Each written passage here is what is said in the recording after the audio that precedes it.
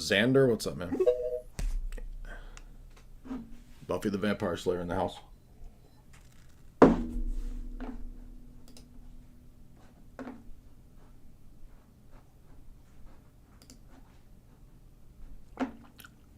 You gotta unmute, dude. Hey, good afternoon, Jay. How you doing? Yeah, what's up? Yeah, I have two questions, but for that, I just wanted to say that I went to my first time to an Antiochian church. Oh, cool. Just these 2 weeks. Yeah, it was a beautiful experience, and Good. and I wish and I hope I can go back. Yeah, man. I wish you well on your journey. Keep going, and look into being catechized if you're interested, and you continue.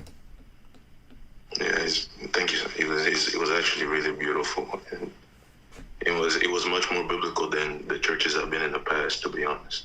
Like, it was. Okay. But what's on your mind? I have two questions. Okay, I have two questions here. The first one is about the controversy between the angel of the Lord and the Catholic. You read my mind because I got it pulled up. Perfect. Oh, really? Yeah, I just pulled that up. So that's exactly. That was a crazy one.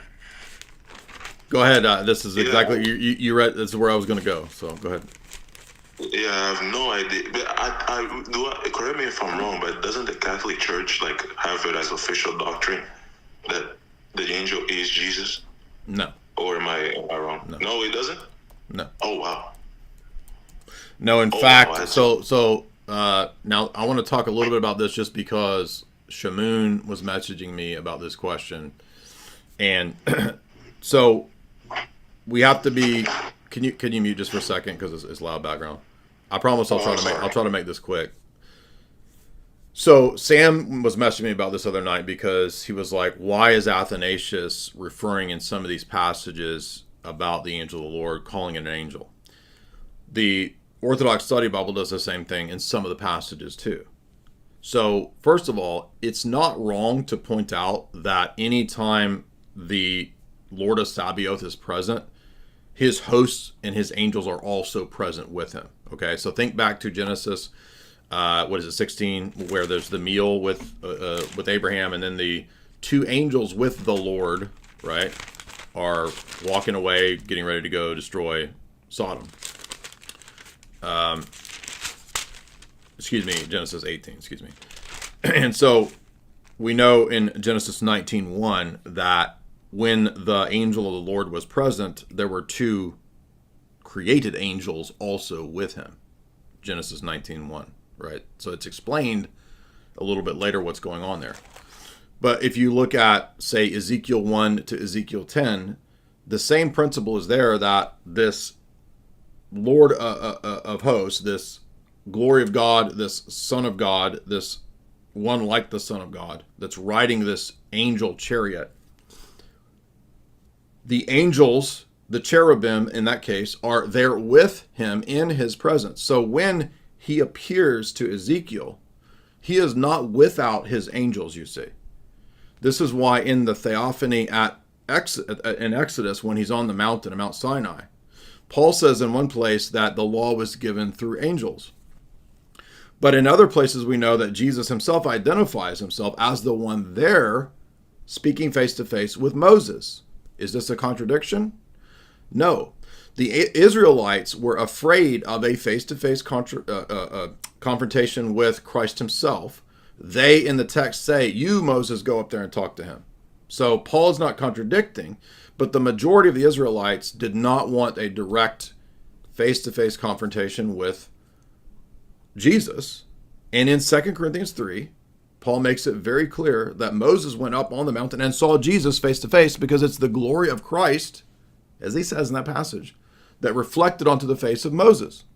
So when Moses came back down from the mountain, the Israelites couldn't look at Moses' face because he was deified. The uncreated light was shining out of the face of Moses. Paul calls this in 2 Corinthians 3 glorification. It's not postponed to the eschaton like Roman Catholics think. It's existing in Moses. Moses was transfigured and deified there. And Paul uses the allegory that just as the Jews did not want to go up on the mountain, and their hearts were hardened, and they had to put a veil over Moses' face. So likewise, as he says in Galatians, the Jews would not directly interact face to face with God. Moses was their representative. Paul is contrasting that situation to our situation, where now it's not mediated by angels and only directly to Moses. All Christians have the direct experience potentiality like Moses had. That's the new thing of the New Testament. That's Moses being the image of the New Testament Christian, face-to-face meal with God. How did the elders of Israel go up on the mountain and have a meal with Michael? Gabriel? No, with the Lord.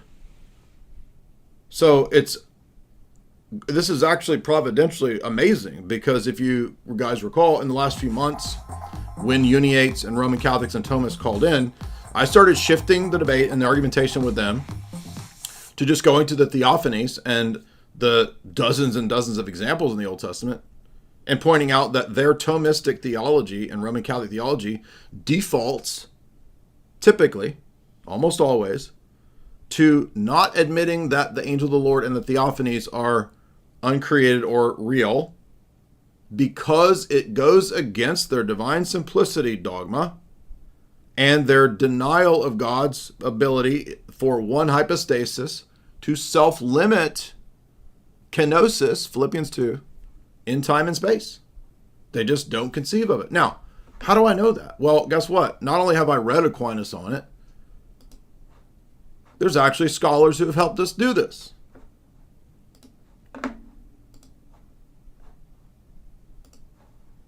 Let me refresh it right here. So, if you recall, in the Muslim debates, we made quite a bit of use of why is that crashing? I just had it pulled up. Benjamin Sommer's book, Bodies of God, okay?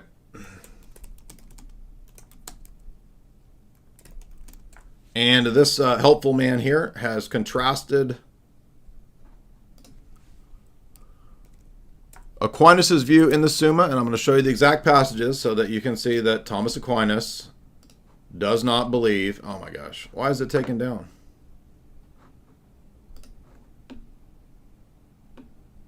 So this paper is right here. I've been sharing it all over Twitter. I don't know why it's not there. It's called Aquinas and Sommer on God's Body. Let's try that. And this guy compares Aquinas' statement on the angel of the Lord with the Hebrew theophany model of Benjamin Sommer. Now, I'm not saying that Benjamin Sommer is a Christian. He's a rabbinic Jewish commentator. But he's admitting he's great, just like Siegel and all these other people with the two powers in heaven, and Schaeffer and Boyarin, because modern rabbinic theology is admitting a lot of the Christian principles and arguments. That's why it's useful.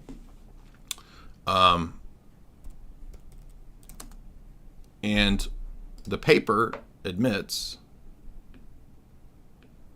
Why is this collapsed? I don't understand.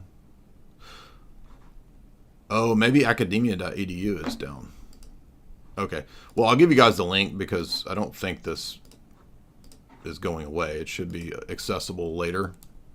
Anyway, he cites in the Summa the very places where Aquinas says that the angel of the Lord has to be a vision or some kind of created phenomenon because, well, divine simplicity. It's not possible for one hypostasis or for God, who is absolute simplicity and who is a pure act, to be in time and space, changing spatial location, going over here, leaving, and doing this and that. Now, so see that this is why it's nuanced. So Athanasius can say at times that perhaps he thinks that it's the angel of the Lord in the furnace with Shadrach, Meshach, and Abednego. Okay, fine, it could be. But it also could be the Son of God as well, because any time that the Son of God is present, also his Sabaoth, his hosts, are also present with him, as Ezekiel shows. Now, one last point before, I know I've been rambling a long time, but I did also want to point out that in Jamie Aiken's article on this, he's actually making Muslim arguments. Can you believe this? This is how bad the Roman Catholic apologists are. So when Aiken is addressing this, he says, It's true that the angel of the Lord often seems to speak with the voice of the Lord. And this has led some in Protestant circles. So Jimmy Akin is not even aware that the traditional Eastern Patristic exegesis of the Church Fathers, like Justin Martyr against Trypho the Jew, says, no, this is Jesus. Jesus says it's Jesus. We've lectured through all of the Theophanies in the Torah. All of them. It took about 3 hours, and I think I missed one Leviticus. You can go watch my video where we go through all of them. Outside of the Torah, into the historical books, it says in Judges, Yahweh turned his face to Gideon. Angels are not the face of Yahweh. The face of Yahweh is identified in Ezekiel 1 and 10 as the guy that's on the chariot throne, one like a son of man, who's also the glory of God, the face of God, the voice of God. It's Jesus. What does Jimmy Akin say? Catholics have not gone for this, quote, speculation. Speculation? Have you ever heard me or Sam Shamoun debate Muslims and Jews? It's like the number one way to prove our position. The Old Testament's not Unitarian. But the Roman Catholics, because of their natural theology, because of their ignorance of all this stuff, Trent Horn doubling down, the Old Testament teaches a Unitarian deity. No, it doesn't. Trent Horn says the word triad is a anti-Trinitarian term. What? Your own Eastern Catholic Church uses it for the Trinity. What are you talking about? You don't even know that? You've never heard this? Do you even go to your Eastern Catholic services? A significant problem is the fact that the term angel is used to describe this being, and the pre-incarnate Christ is not an angel. Jimmy Akin doesn't know that the word angel is a generic term for messenger? The messenger of the covenant? Which the minor prophets talk about? That's Jesus. In Exodus 3, the voice speaking out of the burning bush is the same angel in Exodus 23 who can remit sins and has the name of Yahweh in him. That's not a creature, Roman Catholics.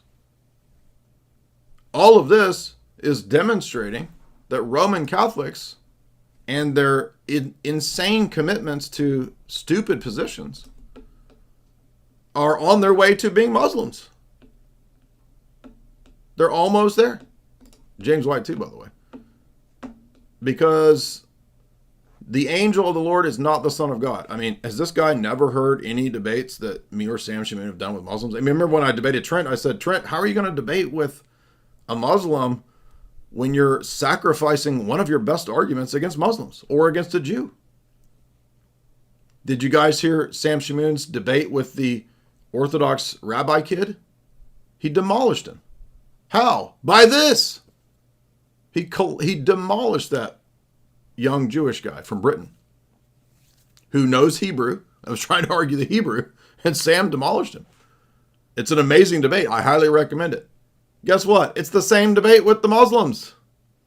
And that's not exactly a modern thing. It's all over patristics, because yes, patristics are Christocentric, and they're debating originally Jews as well. Absolutely. So it's not a fringe, weird position, theological stuff. No, church fathers go all the time through the Old Testament and say, hey, that's Christ. Now, other people commented on this. Some other commentators have done a response, and the Thomas Aquinas mentions that there's traces of the Trinity in the Old Testament. This is not talking about the Catholic idea of traces of the Trinity in the Old Testament. This is specifically about theophanies in time and space, particularly the angel of the Lord. And it's not always just a theophany of a body who is wrestling. What does it say in Genesis 32? It says at the end that when he struck his hip, well, it says that Jacob saw the ladder of God, right, ascending into heaven. Is that 28, I think? Yeah, so in 28, Jacob sees, when he lays his head down, he sees this vision of the ladder of God. That's the spiritual ladder. It's verse 17-ish. I'm trying to go back between Septuagint and right here. And Masoretic text. Jacob awoke from his sleep and said, surely God is in this place. No, wait a minute. How is God in this place if God is not in time and space? But no, he actually is interacting with the theophany of the Lord. You understand, this argument refutes Roman Catholicism. All of Roman Catholicism can fall on this point. Do you understand that? Do you remember the Thomists that called in, arguing with me, and I kept going to Leviticus 9, the glory of the Lord appearing in time and space? And they all admit that the glory of God is not a creature. Uh-oh. Now what? They have to admit essence, energy, distinction in our position, or else they're going to be Muslims. Look, what does it say right here? Jacob awoke. Surely Yahweh is in this place. How awesome is this place? This is none other than the house of God and the gate of heaven. And let's go to 32, where he wrestles.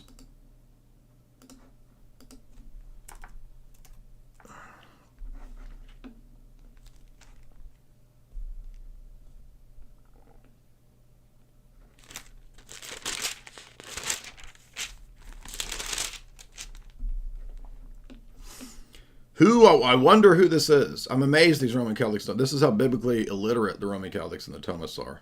If they would get their head out of the dry, boring Aquinas stuff and put their face in the Bible, they might actually know some of this.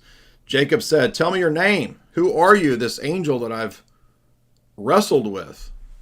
Why is it you ask about my name? Where have we heard that before? Judges 13. What does the angel of the Lord say to Manoah? Why do you ask my name, seeing as it is wonderful? Why do you ask my name? Why do you ask my name? It is wonderful. Who does Isaiah identify as wonderful? Wonderful Counselor, Mighty God. The one whose name is wonderful is not Michael or Gabriel. It's the Son of God. The Son of God. The Son of God that Job saw. I saw one like a Son of God.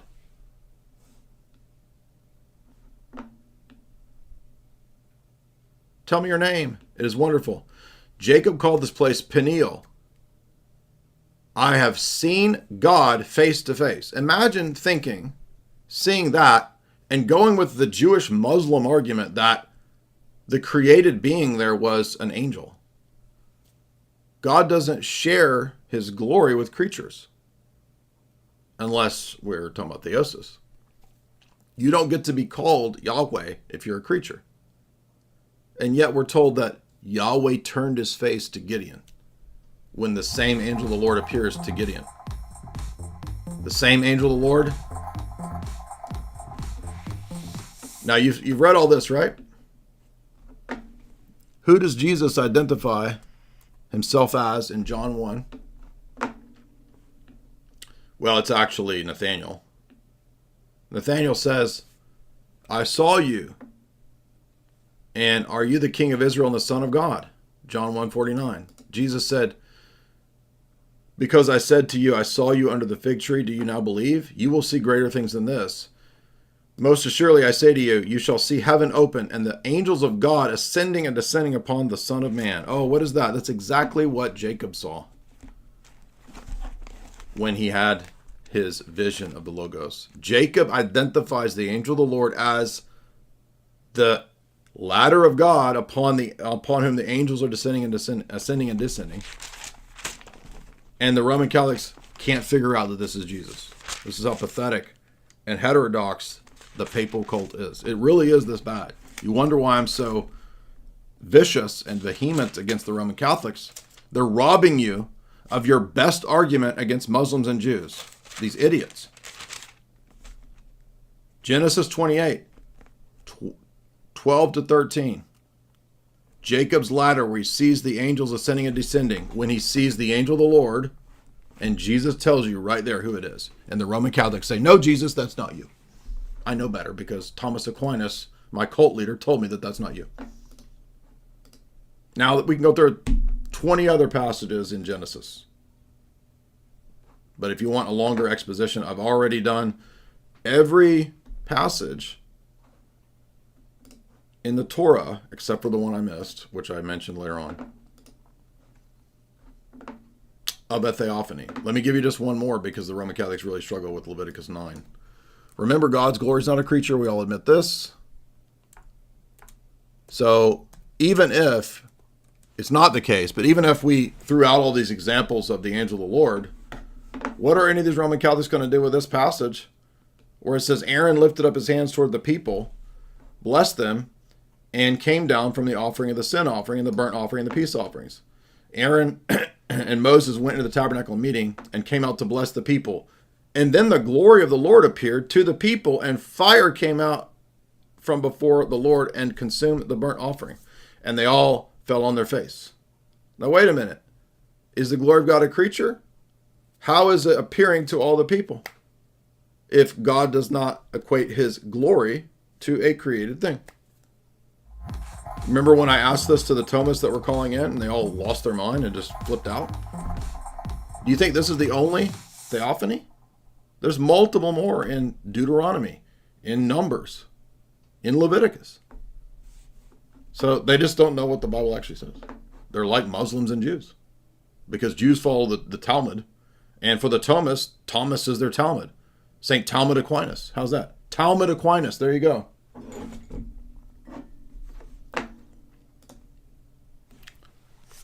I'm sorry, Xander, I ranted. Go ahead.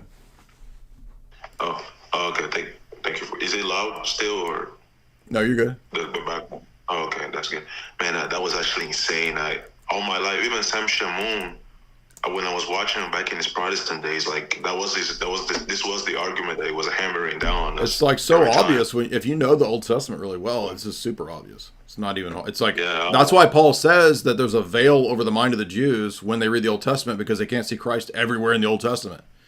And these the followers of St. Talmud Aquinas have the same Jewish veil over their hearts. Yeah, and again, it's not only being robbed of argument. It's what's the point of the Old Testament then? That's the entire point, that it was Christ all along. That's the entire depth of these texts, which is huge.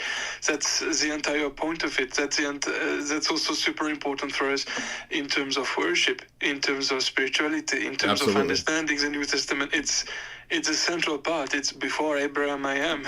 And it's also part of the big deception, as Snecka is pointing out, which robs us not just of apologetic arguments, but actually robs us of the truth. And we fall into delusion because when Nostra Aetate 3 says that Muslims and Jews and Christians all worship the same God, it's premised on the assumption that the Old Testament is teaching a Unitarian God and not the Trinity, and that it's generic theism. So you see that Roman Catholics are just following their papal masters in Vatican II. The quick question real quick before I ask my last question. Is this also why Jimmy Akin came out saying that Isaiah 53 was also about Israel, the nation of Israel, and Jesus, and not just Jesus? Or is there something different going on there? Well, I didn't know his position on that, but did you know that he, like Voice of Reason, also rejects Ephesus? Oh, wow. Yeah, let me play the clip. Is that after the Council of Ephesus, Nestorius accepted the church's judgment. He said, actually, no, I don't think Jesus is two persons. Let me clarify. And he did. He clarified his views. He didn't like calling Mary Mother of God, but he clarified that he didn't think Jesus was two persons, and he accepted the church's judgment, and he died in communion with the church. Arius died a faithful Catholic. I think he meant Nestorius, but he actually says Nestorius, and then he says Arius died a faithful Catholic. So, I mean, this guy is a complete clown. I mean, but this is why Voice of Reason says, did you know that the Council of Ephesus made an error when they condemned Nestorius because Nestorius was not a heretic? This is why they say this, because of this goofball. Oh my gosh. So they actually reject Ephesus, and they don't believe in infallible ecumenical councils because the councils now erred, and Nestorius was cool all along. Oh wow!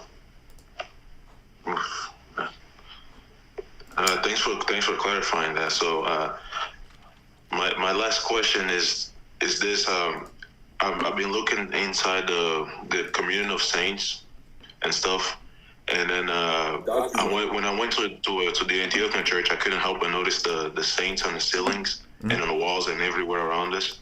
Is there like a thematic, is there a theme around that, or is this like? Well, the dome and the ceiling of the church is supposed to give us the impression that heaven has come down to us and we are in the presence of the heavenly liturgy, which is what John is doing and seeing in Revelation 5-9.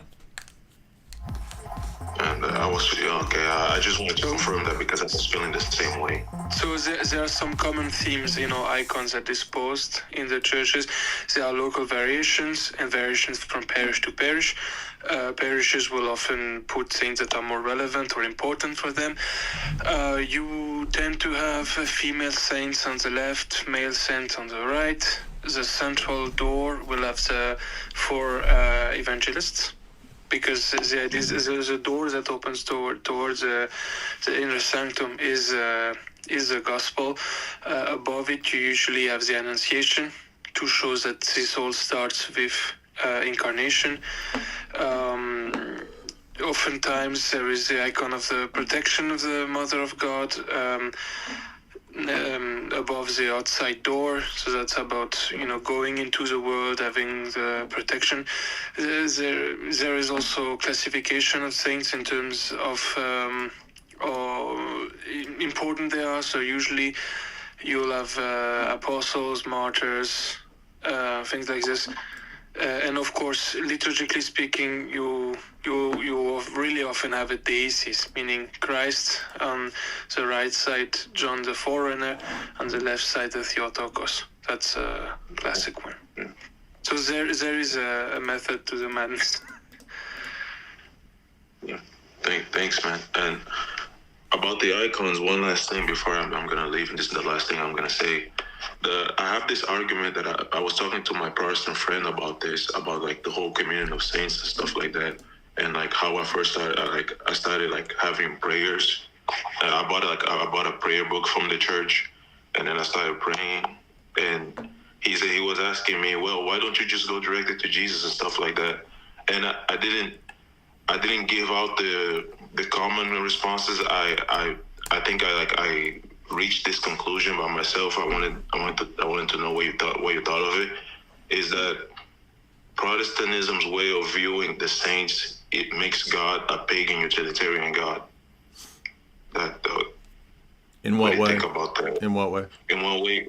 Because the way they view God, the way they view the saints is God just uses them for here on earth, and then after that he discards them, and like all the focus is on him. Like he uses them for one purpose alone, and then after that he forgets about them. Well, yeah, I mean, I think you could maybe make a connection like that, but I mean, I think most Protestants would admit that the quote saints are in heaven doing something, I don't know what, but the book of Revelation tells us that they're involved in the liturgical worship of heaven. So I want to play this clip here to let you see that Voice of Reason has the exact same ridiculous error that Jimmy Akin has. That are being used are spurious. So the church isn't protected in matters of fact. The church is only protected, only infallible in matters of faith and morals. In the same way that when the Council of Ephesus condemned Nestorius as a heretic, we know now, looking back, that the council was actually incorrect. It turns out that Nestorius wasn't a Nestorian. First of all of that was assertions. The idea that there's no connection between the condemnation of a council and faith and morals, I think condemning one of the biggest heresiarchs in the history of the church relates to morals and faith, you think? But he tries to come up with this arbitrary standard that, that actually is not under infallibility. And so the entire Council of Ephesus and all the Acts, he doesn't even understand how devastating this would be to the actual council. He's not even read the Acts and the statements that Cyril wrote, the 12 anathemas of this would mean the anathemas are wrong too, dummy. And that would mean that Ephesus is wrong. Not just in the condemnation of Nestorius, but in the canons and the anathemas that all condemn the multiple errors of Nestorius, including arguments about the Eucharist. So he doesn't even know how dumb this admission is. But it actually shows you that in the Roman Catholic position, it doesn't even matter what the councils teach. Literally. In fact, they're now saying We don't even care if you were condemned as a heretic for centuries. Palamas, Mark of Ephesus, all these guys, Photius, they're all saints now. You're all good now. It's all cool. Even though Cantate Domino says that if you die even as a martyr outside the Roman Catholic Communion, you're damned. No, it's all good now. It's cool.